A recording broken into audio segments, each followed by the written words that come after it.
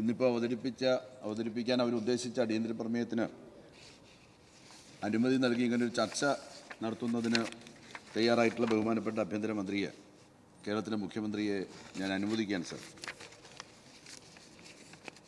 ഒന്ന് പറഞ്ഞങ്ങ് പോകാമെന്ന് വിചാരിച്ച അവർ വന്നത്, ഇറങ്ങിപ്പോകാനുള്ള തയ്യാറെടുപ്പായിരുന്നുണ്ടായിരുന്നത്. രാവിലെ സബ്മിഷൻ നോക്കുമ്പോൾ ഒരൊറ്റ UDF-കാർ സബ്മിഷൻ കൊടുത്തിട്ടില്ല.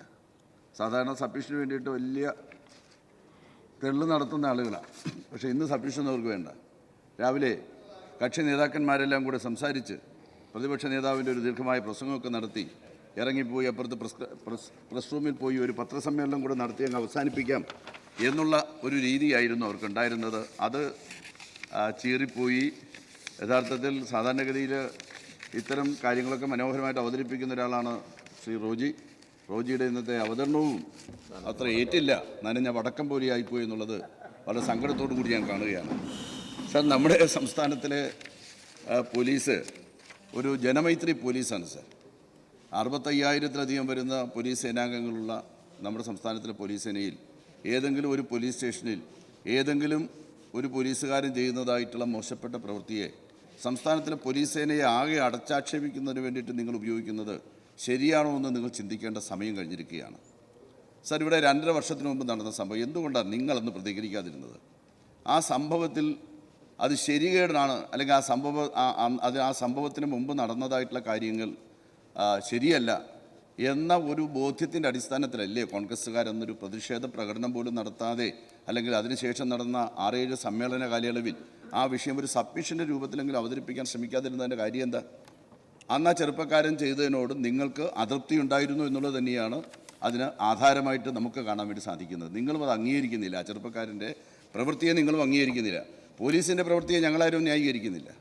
ഇപ്പോൾ ആണത് അറിയുന്നത്. 2 വർഷത്തിന് ശേഷമാണ് നമ്മളത് മനസ്സിലാക്കുന്നതെങ്കിലും മനസ്സിലാക്കിയ സന്ദർഭത്തിൽ തന്നെ ഗവൺമെൻറ് ശക്തമായിട്ടുള്ള നടപടിയാണ് സ്വീകരിക്കാൻ വേണ്ടി തയ്യാറായത്. 2 വർഷത്തിന് മുമ്പുള്ള കാര്യമാണെന്ന് പറഞ്ഞുകൊണ്ട് വെറുതെ ഇരിക്കാൻ വേണ്ടി കൂട്ടാക്കിയില്ല. വളരെ കർശനമായിട്ടുള്ള നിലപാട് സ്വീകരിക്കാൻ ഗവൺമെൻറ് തയ്യാറായി. നിങ്ങളെന്തുകൊണ്ട് 2.5 വർഷക്കാലം ഇക്കാര്യം പൂഴ്ത്തിവെച്ചു, മിണ്ടിയില്ല? നിങ്ങൾ എന്തുകൊണ്ടൊരു ചെറിയ പ്രതിഷേധം നടത്തിയില്ല? ബഹുമാനപ്പെട്ട മുഖ്യമന്ത്രിയെ കൊണ്ടൊരു നിവേദനം കൊടുക്കാൻ തയ്യാറായില്ല? ഒരു സബ്മിഷൻ പോലും ഈ സഭയിൽ നിങ്ങൾ എന്തുകൊണ്ട് അവതരിപ്പിച്ചില്ല എന്നുള്ളതിനെക്കുറിച്ച് നിങ്ങൾ കൃത്യമായിട്ട് മറുപടി പറയാൻ വേണ്ടി തയ്യാറാവണം. അതോ അയാളൊന്ന് പറയാതിരുന്നോ?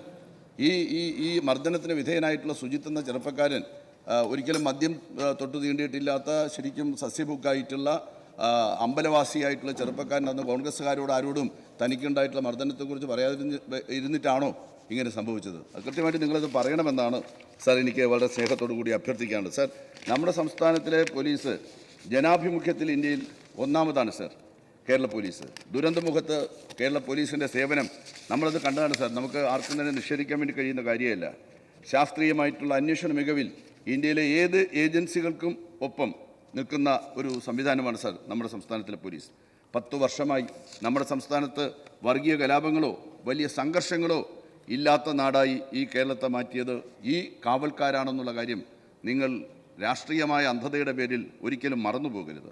സാർ, ഈ വർഷം മാത്രം 10-ലേറെ ദേശീയ അംഗീകാരമാണ് നമ്മുടെ സംസ്ഥാന പോലീസിനെ തേടിയെത്തിയത്. സാർ, പുഴുക്കുത്തുകളുണ്ടായാൽ അവർക്കെതിരെ മുഖം നോക്കാതെയാണ് ഈ ഗവൺമെൻറ് നടപടിയെടുക്കുന്നത്. കുറ്റക്കാരായിട്ടുള്ള 116 പോലീസുകാരെയാണ് ജോലിയിൽ നിന്ന് പിരിച്ചുവിട്ടത്. നാടിന് ഉറപ്പുണ്ട് ഈ സർക്കാരിൻ്റെ കീഴിൽ നേരിൻ്റെ വഴിയിൽ മൃദുഭാവേ ദൃഢകൃത്യേ കേരള പോലീസ് നമുക്കായി കാവലിരിക്കുമെന്ന്. അതാണ് സാർ നമ്മുടെ സംസ്ഥാനത്തിലെ പോലീസിൻ്റെ ഒരവസ്ഥയെന്ന് പറയുന്നത്. സാർ, ക്രമസമാധാനം സംരക്ഷിക്കാനും നിയമം കയ്യിലെടുക്കുന്നവരെ നിയന്ത്രിക്കാനും പോലീസിന് സ്വാഭാവികമായിട്ടും ബലം പ്രയോഗിക്കേണ്ടി വരും. ജനങ്ങൾക്ക് വേണ്ടിയാണ് ആ ഉത്തരവാദിത്വം പോലീസ് നിർവഹിക്കുന്നത്. എന്നാൽ കസ്റ്റഡിയിലെ മർദ്ദനം പോലുള്ള സംഭവങ്ങൾ ഒരിക്കലും നമ്മുടെ സംസ്ഥാനത്ത് പോലീസ് സ്വീകരിക്കുന്നതിന് അംഗീകരിക്കുന്ന ഒരു ഗവൺമെൻറ് അല്ല സാർ ഈ ഗവൺമെൻറ്.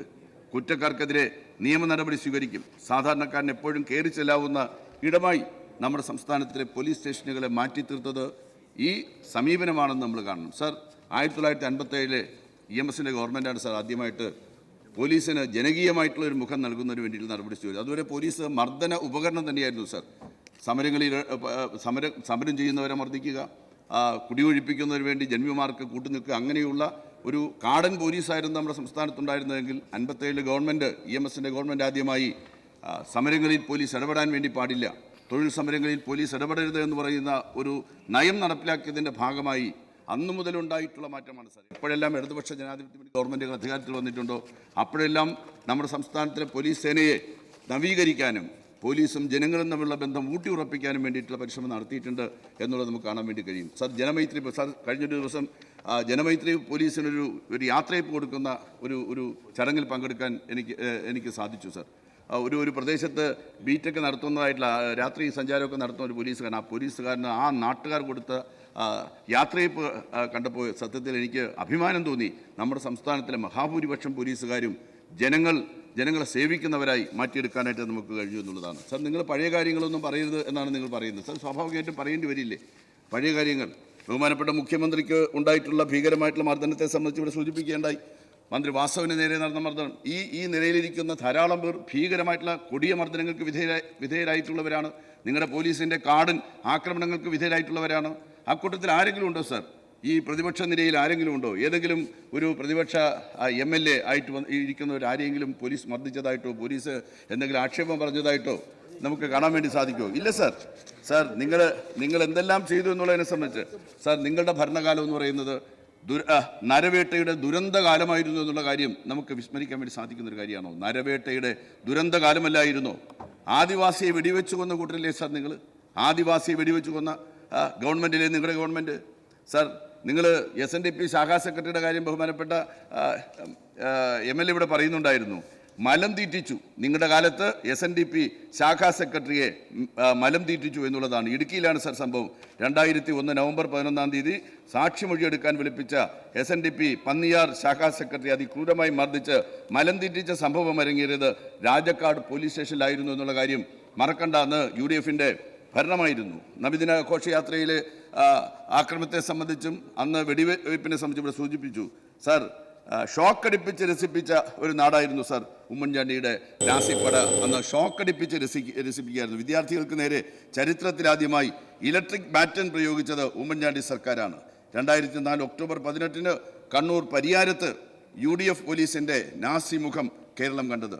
സഹകരണ മെഡിക്കൽ കോളേജിൻ്റെ മറവിൽ നടത്തിയ കൊള്ളയ്ക്കെതിരെ പ്രതിഷേധിച്ച വിദ്യാർത്ഥികളെ മർദ്ദിച്ച് അവശരാക്കിയതിന് ശേഷം ഉടുമുണ്ട് വലിച്ചഴിച്ച് സ്വകാര്യ ഭാഗത്താണ് ഇലക്ട്രിക് ലാത്തി പ്രയോഗിച്ചത്.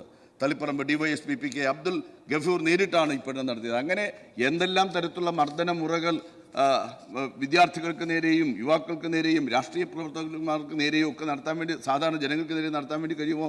അതെല്ലാം നടത്തിയ കൂട്ടരാണ് നിങ്ങൾ.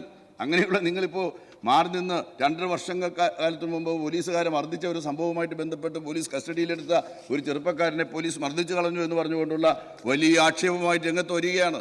യഥാർത്ഥത്തിൽ നിങ്ങളുടെ തനിനിറം തുറന്നു കാണിക്കാൻ ഇത്തരം ചർച്ചകൾ നിശ്ചയമായിട്ട് നമ്മുടെ നാട്ടിൽ നടക്കുക തന്നെ വേണം. എന്താണ് UDFൻ്റെ കാലത്തെ പോലീസ് എന്തായിരുന്നു എന്ന് മനസ്സിലാക്കാൻ നമുക്ക് സാധിക്കണമെങ്കിൽ ഇത്തരം ചർച്ചകൾ അനിവാര്യമാണ്. ഈ സന്ദർഭത്തിൽ ഈ അടിയന്തര പ്രമേയത്തിന് യാതൊരു പ്രസക്തിയുമില്ല. ഇത് അടിയന്തരമായിട്ട് ചർച്ച ചെയ്യേണ്ട യാതൊരു കാര്യവുമില്ല എന്ന് പറഞ്ഞുകൊണ്ട് ഞാൻ അവസാനിപ്പിക്കുകയാണ് സാർ.